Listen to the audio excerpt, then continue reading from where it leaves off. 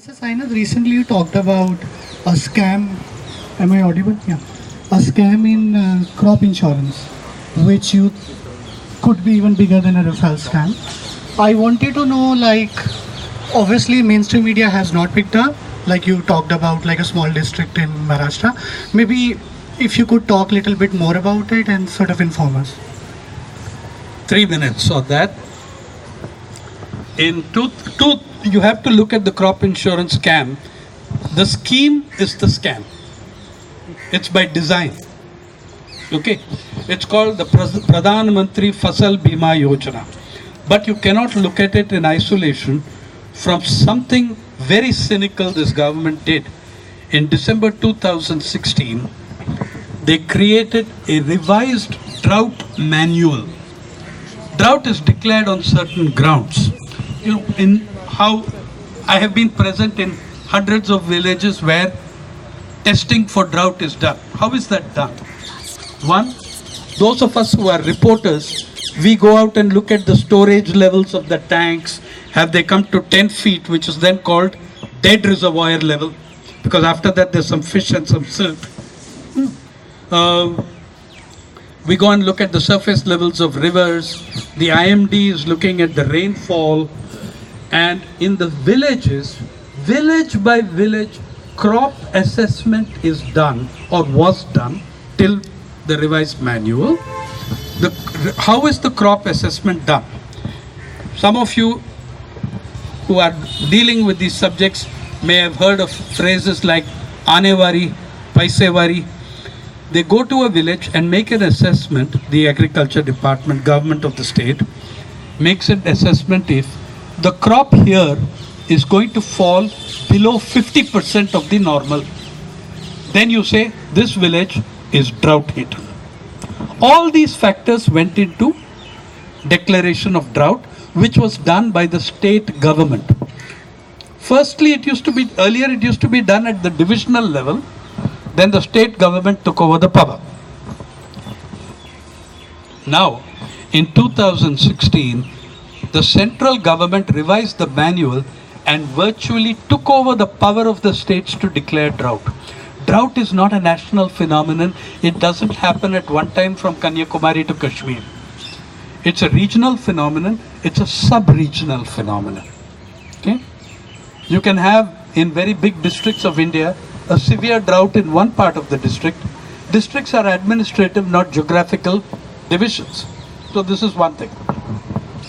They completely took out the power from the state governments. Second, they changed the criteria on which drought would be declared. They took over what they did, they mention all these indicators, reservoir level, and at the bottom of each of these indicators they write. However, this is a very limited indicator. Reservoir level is a very limited indicator because it only speaks for a small area. That's bullshit. Anyway, what are the indicators? They have foregrounded. Two indexes. One, they have shifted everything, drought assessment to, and then by the way, the other things we looked at when declaring drought, many times farmers, they have a crop failure, they sow a second time. There are farmers in this country in the last 20 years who have done 3 sowings because of crop failure. Marathwada and Vidarbha are full of farmers. Yavatmal, Buldana, Aurangabad, Beed, Osmanabad. It's very hard to find a farmer who has done only 1 sowing in a bad season. He would have done 2 or 3, which means that the cost of production and input cost is 3 times what is normal. All this is taken into account when declaring drought and compensation, especially when declaring compensation. That the person has done a second sowing. All these are issues that human issues on compassionate ground to take. All this has been shifted to satellite data on 2 indexes. Normalized difference vegetation index, normalized difference wetness index. So the satellite will tell you on the basis of the amount of moisture its index senses, is there a drought or not a drought. It doesn't matter if the farmer says he is experiencing drought. If the satellite says the moisture index is good, there is no drought. Secondly, satellite data is aggregated at the taluka level. Drought used to be declared at the village level. It used to be examined at the village level, declared by the state. Now, there are talukas in India which are bigger than Liechtenstein or Luxembourg in Europe, bigger than countries in Europe. You can have 1/3 of the taluka doing very okay, 2/3 in misery, and you can get that 50% average yield, and therefore the area is not called drought hit. Maharashtra last week declared, 10 days ago, declared 151 talukas drought hit. Every single Kisan leader and analyst, including the ruling party's Kisan leaders, ring me up and say, it's not fair. You talk to the government. I said, it's your government, man. But you, no, sir. It's 224 talukas. I have done a study. They have. Okay? More than 200 talukas, but the method of declaring them has been narrowed to reduce the burden on government and insurance. Now, alongside this mischief, we divided India into Jagirs. Each state is divided into Jagirs. 4 districts to company A, 4 districts to company B. 18 insurance providers are involved in this scheme called Pradhan Mantri Bima Fasal Yojana.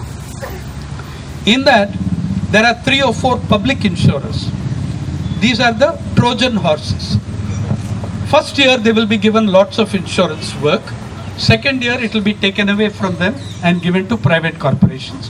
And leadership of organizations like the LIC are behaving as badly as the private corporations because they know they're going to be privatized in 2-3 years, and they also want to be directors and CEOs and shit like that. Okay. Now what's happened? Once, say, you are in 4 districts. You are in the 4 districts under Reliance Company or Esco Tokyo or HDFC Ergo, ICIC. Please notice that HDFC Ergo, ICICI, these are not only insurers, they are also banks. They are also banks. Now, you are a farmer. You want your bank loan. You are entitled to your bank loan. You have a good credit profile. I am the bank. I will not give you a loan unless you sign the insurance policy. Then when you sign the insurance policy, I will deduct the premium from your loan. Now the premium, that's another beautiful side to it. Tomorrow your crop is destroyed and some compensation comes, some minimal compensation. I am the first claimant on the compensation. The bank, not the farmer. The bank that gave you the loan is the first claimant on the compensation. So the farmer gets ripped off in every direction. Okay. Now what is the premium method? The premium method is farmer pays 1.5% of the risk cover.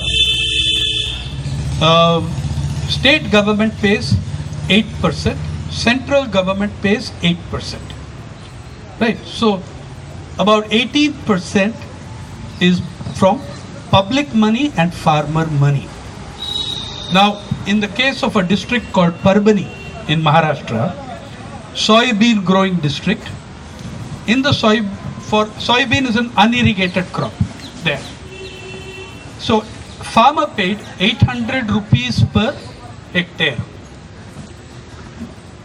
State government paid 3,200, central government paid 3,200. So per hectare, 7,200 rupees of premium was paid to the insurer, default put into the bank. 7,200 rupees. Now when there is a 50% crop failure, they should get, the total value of the risk cover is 40,000. So if there's a 50% crop failure, the farmer should get at least 20,000 rupees. At least 20,000 rupees.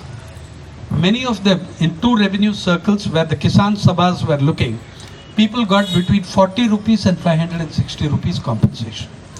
Then there was a major struggle of farmers in Parbhani. They threw out the company and were forced that they got 18,000, 16,000, 20,000. But still, across the district of Parbhani, the company that had monopoly over Parbhani, you cannot compete, you cannot go to someone else. That is your Jagirdar. The company that had monopoly in Parbhani alone made a profit of 173 crores. Out of which 140 or so were on soybean. Now there are more than 600 agricultural districts in the country. Calculate what the amount comes to. And 3 days ago, how much money has been spent so far? In the first year, state and central government's total amount was on Pradhan Mantri Bima Yojana was 20,000 crores. Second year, 2017-18, 22,000 crores. This year, 26,000 crores. There is 66,000 crores of public money, not counting the farmers' premium, which is another 8,000. That's more than 70,000 crores. How big is the Rafale deal? 58,000 crores. Now there's another problem. At the end of the Rafale deal, you get an aircraft. At the end of Pradhan Mantri's Yojana, you get hot air. Not one, the Tribune, Chandigarh, carried a devastating RTI on November 13th. Please have 13th or 14th. Devastating. In the first 24 months, which means 43,000 crores were of public money went. 11 or 12 insurers made profit 15,795 crores. The total offset contract in Rafale is 30,000 crores. Here, the profit was almost 16,000 crores in the first 24 months. 18-19, we are yet to see what the loot will be. So that's what's going on. It's a wonderful insurance scheme for banks and private insurance corporations, not for farmers. One more, yeah, okay. We also have a volunteer form that we are circulating. So you can you just put your name, your email ID, your phone number, and whichever date you can you can volunteer, either the 28th, 29th, or 30th. Preference is for 29th and 30th. So we'll circulate this form, just put down your details. It'll be great if you can be there. Thank you. Sir, let me ask you an insensitive question, but economically prudent one. You see that this year our rupee, the currency, is worst performing currency in Asia. After Fed rate hike, the money is going back to metropolitans. Our banks, be it private, public, are heavily starved of money after this NPA crisis. So don't you think that in such bigger macroeconomic picture, asking for such populist measures like waiving loans would end up doing more harm than good? I don't think it's an economically prudent question. I think it's a politically conservative and reactionary question. Okay, this comes from government, which in fact created the NPA crisis. The farmers did not create the NPA crisis. 7,50,000 crores of NPAs, more than 70% of that is from big business and corporate world. Now in Maharashtra, 82 lakh farmers are fighting to get 36,000 crores of waiver. A roughly similar amount went with just Vijay Mallya, Nirav Modi and Mehul Choksi. 25,000 crores with just the three of them. I think the economically prudent thing is to put all such people in the lockup and keep them there until you shake the money out of them. That is the prudent thing to do. Now, so firstly, the pile-up of the NPAs, and you are absolutely correct that it's an extremely dangerous situation. By the way, the farmers did not create the fall of the rupee value. that are brilliant economic advisors and economists and Prime Minister and demonetization and GST and oil prices worldwide. You know, that situation is also, you see, it has another name, it's called capitalism. Right? So, now that was not created by your farmer and laborer. Right? So you have a situation where the banks were bankrupted by milking them for the private sector and the corporate sector. That's one thing. The second thing that happened, we withdrew money and credit from the farming community and gave it to the super elite. Let me give you an example. Between 2000 and especially from 2010, 11, 12, data exists of the Reserve Bank of India to show you that in the state of Maharashtra, which is the biggest victim of the farm crisis, 65,000 plus suicides. In the state of Maharashtra, 53% of all agricultural credit was disbursed in urban and metro bank branches. You know what metro bank branches?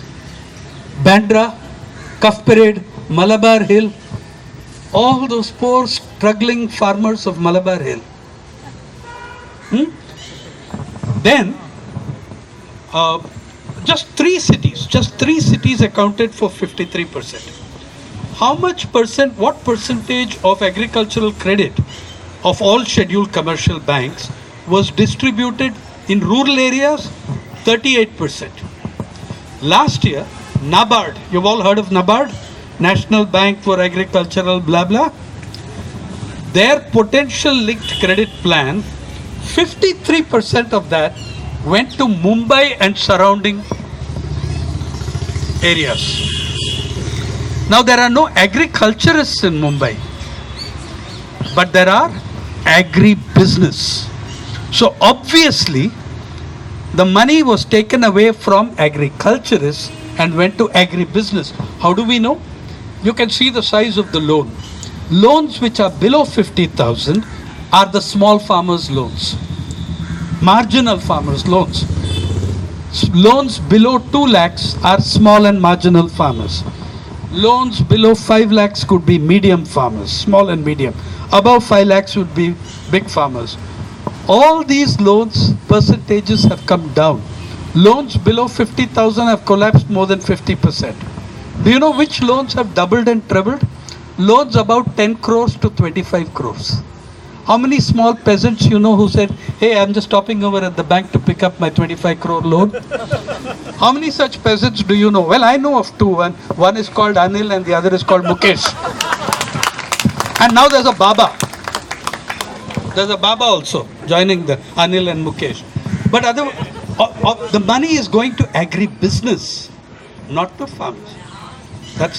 So they didn't create your I'm saying, by the way, there have also been, despite all the nonsense you get in the papers, there have been exactly 2 farm loan waivers in Indian history at a national level. 2. Chaudhary Devilal, 1989, 10,000 rupees standard across the country for every farmer. He did that. To his credit, he did that. Okay.